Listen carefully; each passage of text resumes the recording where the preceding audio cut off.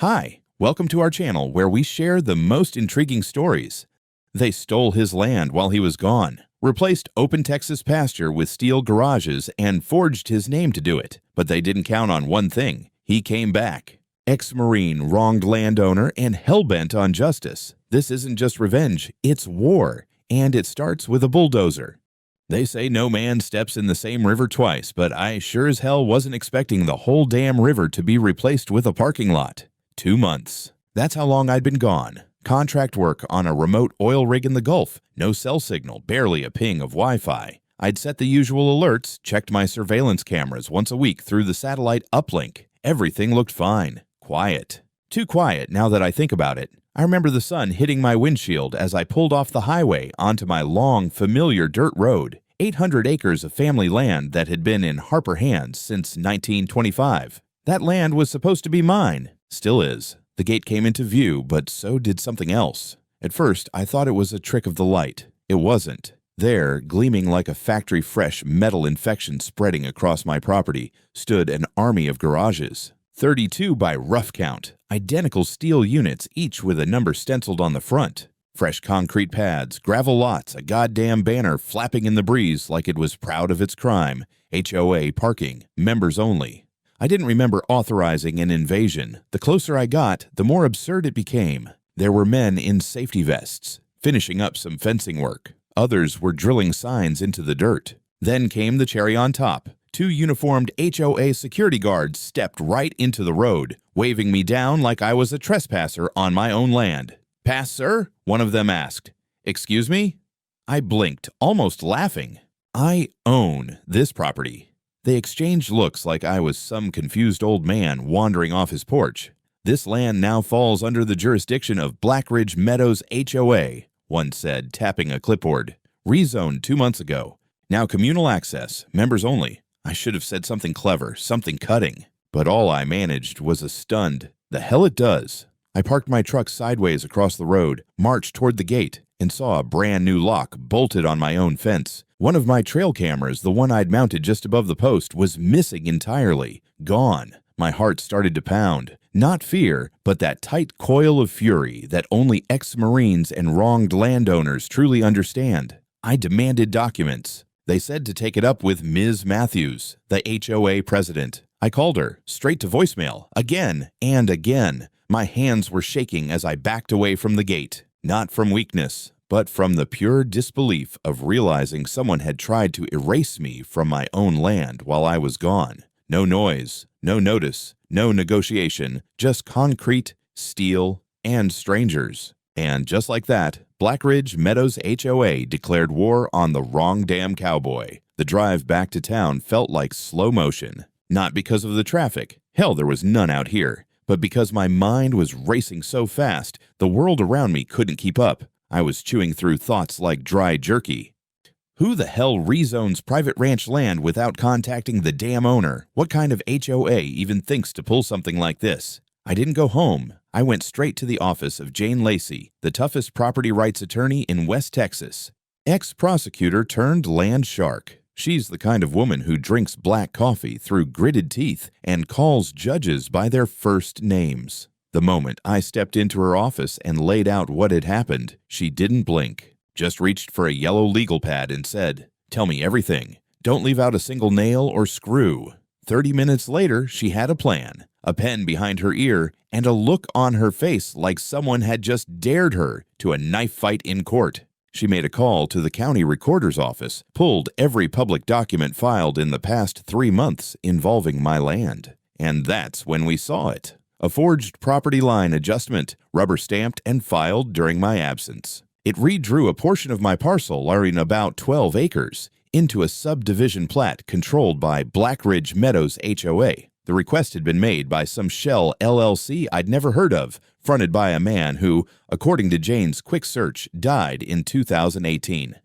"They filed a fake transfer of ownership," Jane muttered, flipping through PDFs, "and a fabricated zoning request, then registered it with the Municipal Land Use Office. This isn't sloppy paperwork. This is organized fraud." She called it a paper heist, a non-violent land grab engineered through forged deeds and manipulated bureaucrats. In military terms, a covert operation. Only this one didn't have a helicopter. It had a notary stamp and a wink under the table. Then came the kicker. Sharon Matthews, president of the HOA, had personally signed the zoning application as an interested party. Worse, she had already signed rental contracts for 12 of the garages. She was turning my land into a commercial leasing scheme while I was gone sweating oil under the Texas sun. I felt a surge of something between nausea and rage. It wasn't just about money. It was the audacity, the arrogance of someone thinking they could walk onto my land, lie on paper, and pave over a century of Harper ownership with numbered metal boxes. Jane gave me a sharp look. They're going to dig in, John. HOA boards like this don't back down. They're going to pretend the paperwork's legit. They'll try to drag it through court, hoping you run out of steam. I just nodded, jaw tight. Then we don't give them that chance. We won't, she said, but you need to move. Fast. By the time I left her office, I had copies of everything. The original deed from 1925, the family will, the plat survey, and enough righteous anger to level all 32 garages with my bare hands. That night, I didn't sleep. I sat at my kitchen table with a black cup of coffee, my boots still on, staring at a stack of manila folders. My hands were steady, but my chest felt like a pressure cooker. They thought they'd found a loophole, that I'd be too tired, too gone, or too old to fight. They forgot who I was. I knew I couldn't sit back and let them walk all over what was mine. I spent the next 2 days assembling my own task force, a motley crew of loyal friends and trusted professionals. I called up a couple of former drill sergeants, men who had always been ready for action, and a private investigator with a reputation for unearthing truths in the darkest corners of Texan bureaucracy. I even coaxed my old buddy Hank, an engineer with a knack for surveying land, into the mix. We agreed that the first step was to quietly reclaim evidence of the forgery and document every sham of the HOA's fraudulent claim before they could mount their legal defense. Late one evening, under a sky bruised purple by the approaching dawn, we gathered near the edge of the disputed boundary. I remember the low rumble of my old tractor's engine, its headlights cutting through the heavy shadows as if daring the night to reveal its secrets. My heart beat steadily, each thump a reminder that I was here for more than just bureaucratic redress. I was here to restore my legacy. Hank, clipboard in hand, meticulously rechecked my original plat and the 1931 documents I had scavenged from the county archives. Every detail confirmed what Jane Lacey had warned me about. This wasn't a clerical error, it was an elaborate con. Quietly, like a well-oiled machine, we began our covert operation. The private investigator, Sam, set up hidden cameras and recorded every movement around the new construction. I positioned myself strategically, not merely as a bystander, but as the linchpin of our plan. I needed to catch the HOA red-handed, to expose their deceit before their rigged contracts turned into concrete. With every passing moment, I felt a growing confidence. It was the quiet before the storm, the calm determination that comes when you're prepared to stand up for your home. At that moment, I recalled a line my old drill instructor used to say, "The quietest soldiers often deliver the deadliest blows." There, under the cloak of darkness, I resolved that my counterstrike wouldn't be a thunderous assault, but a series of calculated moves that would unmask every lie they'd built on my land. I reviewed a series of photographs and video clips on a portable laptop, watching as workers scurried around the newly erected garages like pawns in a crooked game. Every misplaced nail, every hastily mounted sign was a piece of the puzzle, the evidence I needed. I made sure to record audio snippets of whispered orders over intercoms and the clamor of construction equipment, storing every bit of evidence in a secure digital folder labeled Operation Quiet Strike. My hands, though steady now, had trembled, with a mixture of adrenaline and indignation as I clicked record on the camera. It wasn't just about defending my property. It was about honoring the Harper legacy, preserving a family history that no forged document could erase. I sat there for hours, fueling myself on bitter coffee and a resolve that felt as unyielding as the Texas soil beneath me. I knew that if the HOA tried to push forward with their fraudulent rentals, this dossier would be the one thing to stop them in their tracks. I wasn't looking for a loud public fight yet. I was content with laying the groundwork, capturing every detail of their covert operation in silence. I closed my laptop, the digital evidence safely tucked away, and looked up at the starry sky. I whispered to myself, "They've taken my land in their papers. Now it's my turn to reclaim it, piece by piece." And with that, The quiet counterstrike had begun. They never heard us coming. The night before, I didn't sleep.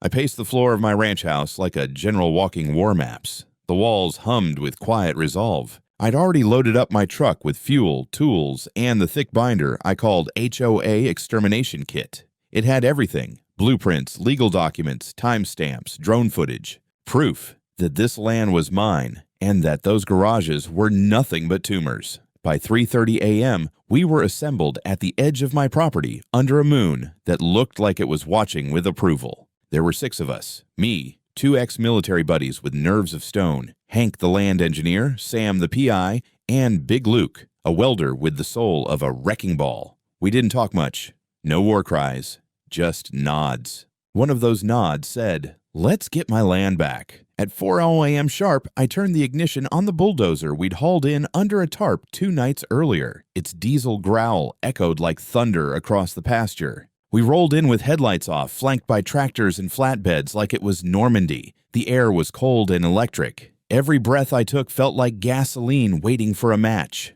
The moment we breached the chain-link fence, I felt something ancient stir in my chest. My heart wasn't just pounding, it was roaring. My boots hit the dirt, and I stood on the very edge of what used to be my open pasture. Now it was a concrete box littered with numbers and HOA signage. But not for long. The bulldozer rolled forward, slow and proud, and took the first garage down like it was cardboard. Metal screamed. Bolts popped. I watched from behind the wheel, one hand gripping the lever, the other filming every glorious second on my body cam. We dismantled them methodically. No rage, just justice. Garage 1 fell. Then 2, then 7 in a row. By 6 a.m., over half of the units were flattened. Hank placed private property signs at every 50 feet, and we installed motion-triggered cameras with audio across the perimeter. It wasn't enough to just destroy what they built. I wanted to make it unmistakably clear. This was Harper land, and always would be. Then at 7:58 a.m.,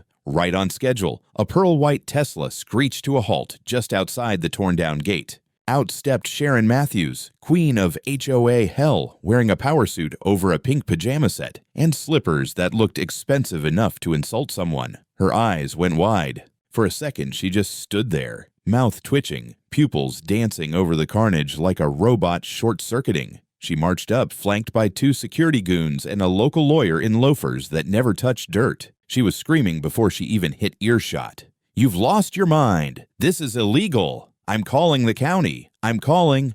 "Call whoever you want," I said, stepping down from the bulldozer. My boots hit the concrete with a thud. "But first, take a look at these." I pulled out the original deed, stamped and certified. Then came the injunction Jane had filed just hours earlier, an emergency court order halting all HOA operations on my land pending investigation. Her lawyer took one glance at it and paled. But Sharon didn't flinch. She raged. "This was zoned legally. I have papers. I'll sue you into the ground." "Ma'am," said a voice behind her. It was Deputy Ruiz, summoned by Sam 30 minutes earlier. "I've seen the footage. I've seen the signatures. Unless you've got some kind of time machine to unforge land titles from 1925, I suggest you step back." Her face twisted. She tried another tactic. "You can't destroy property like this. This is vandalism." I looked at her and smiled. "Actually, it's demolition of unlawful structures on my land. But if you really want to argue, I've got footage of your crew cutting my cameras, trespassing, and building without permits. You want to go legal? Let's." For the first time since I'd met her, Sharon didn't have a comeback. Her face turned white, then pink, then purple. She looked like a deflated balloon in a pantsuit. The HOA lawyer was already stepping away from her, pretending to take a phone call. The 2 security guards? Gone. Sharon glared at me like a cat forced into a bathtub. Her voice cracked. "You'll regret this." I raised a brow. "Only thing I regret is not filming the look on your face in slow motion." She stormed off, heels sinking into the dirt. But I knew her type. This wasn't over, not yet. But the garages? They were. I should have known Sharon wouldn't go down without dragging her claws through the dirt. And not just any dirt, my dirt. The morning after the demolition, things were quiet. Almost too quiet. My land felt like it was breathing again. Fresh air, open pasture, just the sound of birds and the occasional tractor in the distance. I had my coffee on the porch, boots up, dog at my side, thinking maybe. Just maybe the storm had passed. It hadn't. That night, around 2:14 a.m., an alert buzzed on my phone. Motion detected. East perimeter. My pulse spiked. I tapped into the live feed, and there it was. A figure in dark clothing, hood up, moving toward the equipment shed near my barn. No headlights, no vehicle in sight. But what the figure didn't know, what she never figured, was that after everything, I'd upgraded all the security. Not just trail cams, thermal, night vision, 2 drones on standby. I hit the button, and one of the drones lifted into the sky with a low hum, locking onto her heat signature. And just like that, in full high-definition glory, I saw her. Sharon Matthews, crouched next to my fuel tank with a red gas can in hand. She looked around, struck a match, then hesitated, like some part of her still had a flicker of self-preservation. Too little, too late.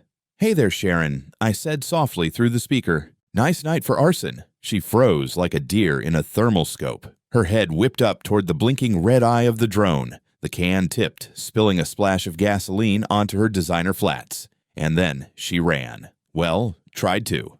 She bolted awkwardly through the field, tripping on the uneven ground, dropping her purse in the process. I stayed calm, called the sheriff, gave him the timestamp, the coordinates, and a real-time drone feed. Deputy Ruiz showed up 12 minutes later. I met him at the gate with a flash drive and a thermos of coffee. By 3 a.m., Sharon was in custody, pants muddy, heels broken, hands cuffed behind her back. She didn't scream, didn't cry. She just stared at me like I'd stabbed her in the back. But I hadn't.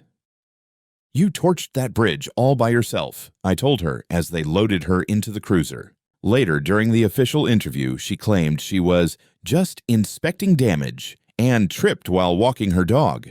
They found no leash, no dog, and a lighter with her initials engraved on it. Her charges: attempted arson, trespassing, destruction of private property, and violation of a restraining order Jane had filed 2 days earlier as a preemptive move. I couldn't help but laugh when the story hit local news. HOA, president arrested in bizarre ranch incident, caught by drone with gas can and designer shoes. But the best part? The purse she dropped contained forged contracts, new ones, fresh attempts to lease the garages again. She was trying to double down, even after the injunction. That evidence got handed over to the DA, and now her fraud case was federal. The whole thing felt surreal, like watching a soap opera directed by Clint Eastwood. But behind the humor was a sobering truth. This woman wasn't just petty, she was dangerous. And yet, somehow, I wasn't angry. I felt calm, steady. I had the proof. I had the law. And most of all, I had my land back. The courthouse smelled like cheap coffee and tension. I sat there in a pressed shirt, boots shined, hair combed for the first time in weeks. But inside, I was all grit. This wasn't just a trial. It was the final round in a war that started the moment someone thought my absence meant my land was up for grabs. Sharon Matthews sat across the aisle, hair tighter than her jawline, dressed like a CEO on damage control. She avoided eye contact, eyes glued to the table like if she stared hard enough, it would swallow her whole. Her lawyer looked more nervous than she did, probably because he knew exactly how this was going to end. The judge, a stern woman with no time for nonsense, called it to order. Cameras weren't allowed, but every journalist in the county was there, scribbling away like this was a frontier showdown. And maybe it was. Jane Lacey led with fire. She laid out the evidence like a surgeon presenting an autopsy. The forged zoning documents, the false property transfer, the surveillance footage, drone captures, voice recordings, even the burned patch of soil where Sharon tried to cook up her revenge. And then Jane called me to the stand. I walked up slow, each step heavier than the last, took the oath, sat down. I looked out across the room and saw familiar faces, neighbors, ranchers, even the guy from the feed store who once helped me change a flat in a thunderstorm. Then I looked at Sharon. "Mr. Harper," Jane began, "why did you take this to court?" I took a breath. My voice came out low and steady. Because it wasn't just about a fence or some garages. It was about my family's legacy. My grandfather built that ranch with his own hands. I bled on that land. Busted bone, busted knuckles, busted tractors. And someone thought they could erase all that with a form and a forged stamp. You could hear a pin drop. They didn't ask. They didn't warn. They just took. Like I was a ghost. Well, I'm not. I'm standing right here, and I want this courtroom to know I'm not fighting for a check. I'm fighting to make sure no one else gets steamrolled by a HOA with a God complex. When Jane rested her case, Sharon's lawyer tried to flip the narrative, claimed it was a misunderstanding, that she was misled by faulty records, and acted in the community's best interest. The judge didn't blink. She'd already seen the footage of Sharon lighting a match next to my shed. It took the jury less than 2 hours. Verdict: guilty on all counts: fraud, trespassing, attempted arson, unlawful seizure of property. Damages awarded: $1.3 million, emotional, physical, and financial. Judge even threw in an order to publicly dissolve all HOA contracts tied to the garages. Sharon didn't speak. She just sat there, eyes glassy, mouth frozen, like the software in her brain had crashed. As I walked out of that courtroom, Jane by my side and the press shouting questions I didn't care to answer, I felt something deep settle in my chest. Peace, but not the soft kind. The kind that comes after a storm. 6 months later, my land was whole again, and quieter than ever. The last of the concrete rubble had been hauled off. Wild grass was returning where garages once squatted like parasites. My new barn stood proud in the distance, red paint still smelling fresh under the Texas sun. I even planted a line of pecan trees where the HOA once hung their banner. Now, that was poetic justice. But I wasn't just rebuilding fences, I was rebuilding spirit. So I decided to throw a party, not just any party, the first annual anti-HOA Backyard Freedom Fest and Sausage Roast. I printed flyers with a cartoon of a bulldozer crushing a garage and a slogan underneath: "Freedom tastes better with mustard." I expected 30 people. We got 200. Ranchers, neighbors, curious onlookers. Half the county showed up, most with folding chairs and homemade pie. Somebody brought a live band. Somebody else brought fireworks. Sharon definitely did not RSVP. We strung up lights from the trees, cleared out space for lawn games, and built a grill the size of a horse trough. I made damn sure the food table sat right where Garage Nassanyard 14 once stood. Deputy Ruiz arrived with his wife, both in Hawaiian shirts, carrying a cooler and a Harper for County Land Board button pinned to his chest. I nearly choked on a bratwurst. "I'm not running for anything," I laughed. "Maybe not yet," he winked. Then something happened I didn't expect. The mayor showed up. Small man, big hat, walked straight up to me, handed me a plaque shaped like the state of Texas. It read, "For defending the sacred right of private property with humor, grit, and one damn fine bulldozer." Everyone clapped. Someone popped a confetti cannon. My dog barked like he'd won something too. As the sun dipped low, I stood on the tailgate of my truck, holding up a sausage like it was a sword. "Friends, neighbors, survivors of HOA tyranny," I shouted. "They tried to build over my land. They tried to burn it down. They tried to scare me into silence. But they forgot one thing. This isn't just dirt. It's Texas dirt. And you don't mess with that." Cheers erupted. Someone passed me a beer. Someone else passed me a baby and asked me to kiss it. I did. It sneezed in my face. At some point, a group of teenagers dragged in a cardboard cutout of Sharon, sunglasses taped to her face, and used it for beanbag target practice. I didn't stop them. Around midnight, as the crowd thinned and the fire crackled low, I sat on the porch with a handful of folks left over from the cleanup crew. One of the young ranch hands leaned over and asked, "Mr. Harper, you ever think about moving somewhere without all this drama?" I took a sip of my coffee, stared out at the pasture that had once been a battlefield, and said, "Nope, I like it right here. Because now, everyone knows, if you want to build something on this land, you better bring more than just paperwork." He laughed. The others laughed too. The moon climbed higher, and I felt it in my bones. The war was over. The land was safe. My grandfather would have been proud, and in the distance, barely visible by moonlight, a new sign shimmered over my main gate. "Welcome to Harper Ranch. Entry by invitation. Trespassers will be filmed and possibly fed bad sausages."